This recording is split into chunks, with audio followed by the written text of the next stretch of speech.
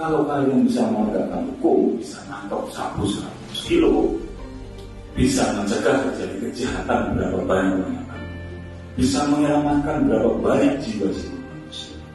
Saya kesini ingin berbuat untuk masyarakat Aceh. Tanah ini terlalu sayang untuk kita tinggalkan. Negeri ini terlalu hebat untuk kita tinggalkan begitu saja. Kita rusak dengan hanya kita yang bisa menang, bukan orang lain. Saya jatuh cinta dengan Aceh. Maka saya bekerja di Aceh. Saya paling suka sekali tanya orang banyak kenal sama saya, pikir apa orang saya orang. Karena saya tidak pernah bisa memilih sampaikan saya. Tapi sekarang saya jadi Aceh, saya buat masyarakat.